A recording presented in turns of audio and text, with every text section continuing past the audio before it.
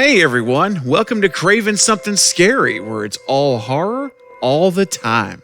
Now I want to disclaim that this video contains Scream 5 spoilers, so if you do not want to know any Scream 5 spoilers, you have been warned if you continue with this video. Okay, now in this video, I'm going to discuss a theory that can explain several things we see in Scream 5, and also how this theory makes perfect sense in the grand scheme of a new trilogy. Let's go.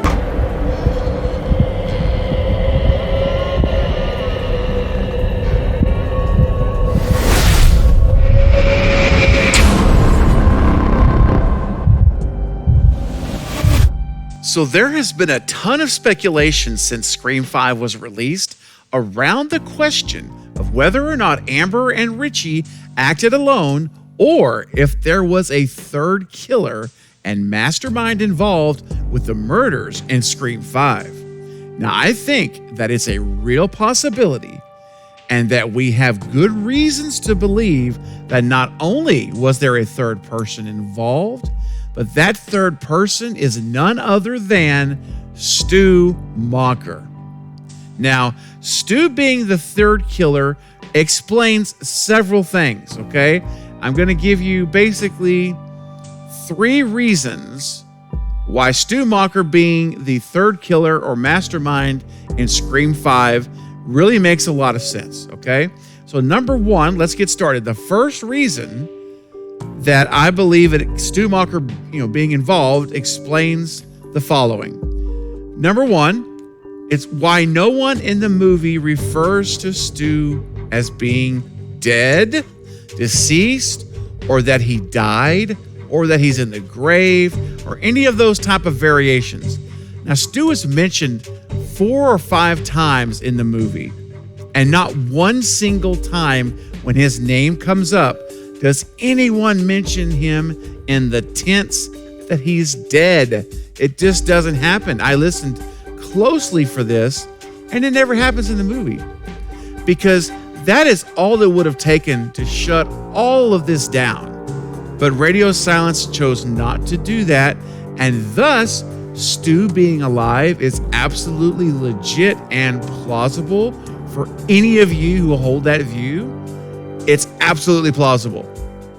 So that's number 1. He's never referred to in the movie as being dead, not one time. Second reason that Stu being the third killer explains, something that explains, is it explains why Stu's house is in Scream 5.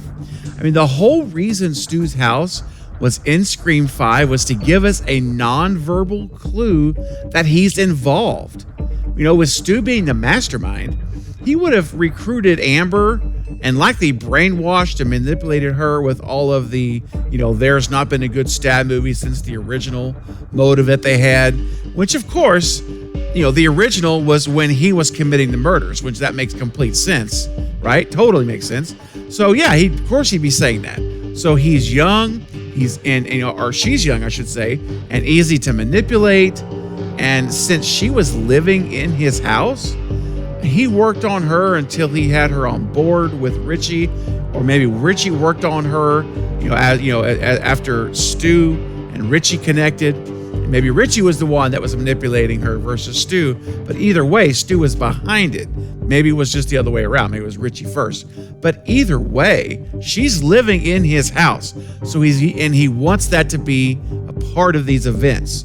So of course, either he or Richie gets to Amber from this Reddit site or wherever it was, this murder site, and that's how things begin. And over time, they work on it, and he manipulates them into doing these things so that it could happen in his house. So really, Stu's house being in the movie, it's a huge banner ad to let us know that Stu's involved. He is involved with everything, and that's why we're in his house in Scream 5. Now, number 3, Stu being the third killer explains the structure of the opening attack on Tara. So think about the structure of the opening attack. So it's just like we saw in Scream 96. There's one Ghostface killer on the phone while the other one is doing the running around and the attacking. I mean, you do not stay even voiced and not out of breath, running around in a costume with the mask covering your face. There's no way to not have your voice show some type of, excursion, from you doing everything, all of this running around. It's just going to happen. Yet we hear Tara speaking to an even keel, never labored voice on the phone. And it mirrors Scream 96, where Billy and Stu were both on site at Casey Becker's home when the attacks were going on. And one of them was on the phone, most likely Billy, and Stu carried out the killings. So in this scenario, either Richie drove to Woodsboro that night to join Amber at Tara's house and then turned right around, drove right back to Modesta without Sam ever noticing he's gone. We're talking at least a 2 to 4 hour window of time. Or what's more likely is that Stu was talking on the phone to Tara while Amber dished out all the slicing and dicing in the attack. Plus, think of the dialogue on that first call from Ghostface. I mean, remember, he was totally against this new elevated horror, right? And he talks about how that how it's just dumb or stupid. He makes a comment, and so clearly this person is a fan of the old school horror movies. I mean, it makes sense that was what Stu would say. Stu's old school. He's not going to be in this new elevated horror that we're seeing. They were talking about in the movie. So that commentary alone could absolutely be something Stu would say. And then the other thing about that conversation, how does he trip up Tara in the trivia when he was giving her the trivia questions about Stab? Well, he did it with trivia on Stab 1, and he specifically messes her up on the answer of who was the original killer. And she said Billy Loomis, and she did not say Stu Macher, which of course offended him greatly. And he says, no, he's wrong. Stu Macher was one of the original killers. So right there at the beginning, we're getting Stu Macher thrown out, and that's the one key question that hinges on, the whole trivia the part of the phone call. So it's a big deal because it's Stu. It's a big deal to him. He was always Billy's sidekick. He wasn't the main guy, and that goes to show that it's true. Even in the movie here, Tara didn't remember Stu from Stab, even though she remembers Billy. So it just reinforces how this thing that of Stu it's his time now. Like, he's back. Billy's not going to be there, but guess what? Billy is there because Sam's seeing him in hallucinations. So even now he's competing against Billy still. It's just going to be more fuel on his motivation of why he's coming back. And so again, who would be more sensitive about Stu not being remembered than Stu himself? It all adds up in that whole scene if you really think about the dialogue and what happened. So those are 3 reasons that explains Stu being there, that it totally fits. But I'm going to give you another one. This is a bonus reason, and I have to give a shout out to one of my subscribers, one of my OG subscribers, one of my very first 5 or 10 subscribers on the channel, Jen Werner. Jen, this one's for you. I appreciate your support from day one. And she gave this theory out not too long ago, and I started thinking about it a lot since it's probably been over a week and a half, couple of weeks, probably maybe a couple of weeks now. And I've really given it a lot of thought. And the more I'm thinking about it, the more it just connects with all that I'm talking about here with Stu being alive and the mastermind and these 3 reasons I just gave about how it makes sense in the structure of Scream 5, how they're laying the foundation for Stu. And her idea was it explains who actually kills Dewey in the hospital scene. And I thought about that, and really think about the killer here. Amber. It's supposed to be Amber, right? So it's supposed to be Amber. Amber takes credit for it, and we'll talk about that in a minute. But the thing about Amber is, how is she going to overpower Dewey? She's this 17-year-old kid, and it really starts to make sense. This Ghostface is really tall in the hospital scene against Dewey.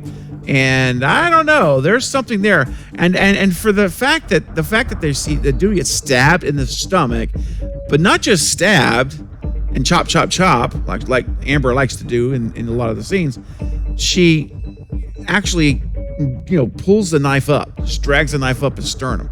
And that would take an incredible amount of strength to do that.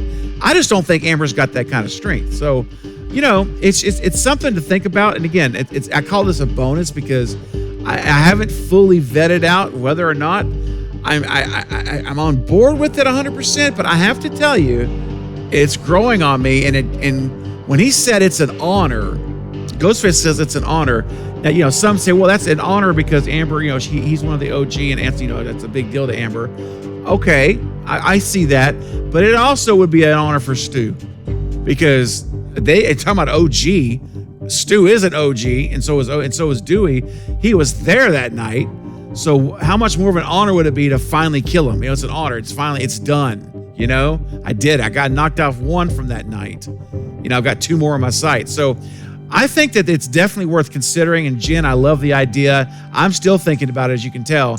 And I think it does make a lot of sense, especially if you factor in Stu being the mastermind and being involved as the third killer in Scream 5.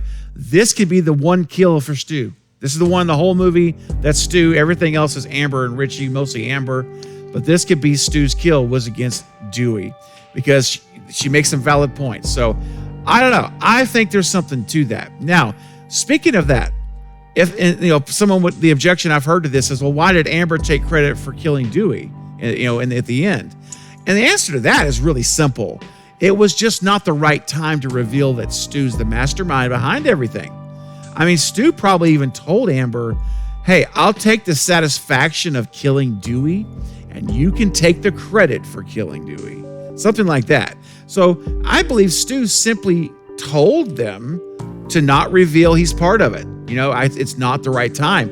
My time of revelation is going to come later.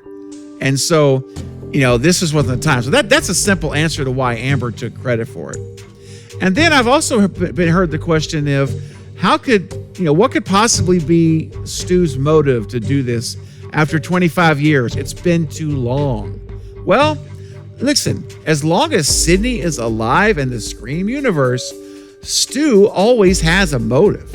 The old saying you hear is that time heals all wounds, but the truth is, time stokes life's fires. And what I mean by that is the desire to finish what he started has been burning within Stu since that night in '96. And 25 years of living since then has only stoked that fire and has grown it from a steady flame to an out-of-control forest fire within his soul. And it has now consumed him to the point where he could no longer hold it in. So he worked on his plan. He's been plotting it, and he set it into motion with Scream 5, the events of Scream 5, and it will come to fruition and completion throughout the trilogy. So how does it come together, in the trilogy? I mean, and that kind of leads me to my last point. Well, you could do it one of two ways, really. You could either reveal Stu in Scream 6 and it just all comes out, and then in Scream 7, you think it's all over, but yet there's still one more round to go. There's another element to it that was missed or something like that. You could do that. Or if you're radio silence, you play the long game and make Scream 7 the big reveal. And that's where we go out with a massive bang in Scream 7. And it all hits the fan. And it's just an epic showdown, an epic ending to the trilogy. That is personally the one I'm hoping for. As much as I'd like to see him in 6, and I really would, I am leaning towards the long game. I'd rather stretch into 7 so that we get that epic final chapter of Stu and Sidney, and it just all comes to a head. So that's what I'm hoping for. But listen, guys, there are other things we could talk about with Stu. This is not it, but I wanted to hit these in this video. These are, I think, a lot of things we can start to think about, and I think we can, see kind of maybe where Radio Silence is going with this trilogy. I think it's a real good chance of it. And again, to me, it adds up. So it just adds up when you really start giving it more thought.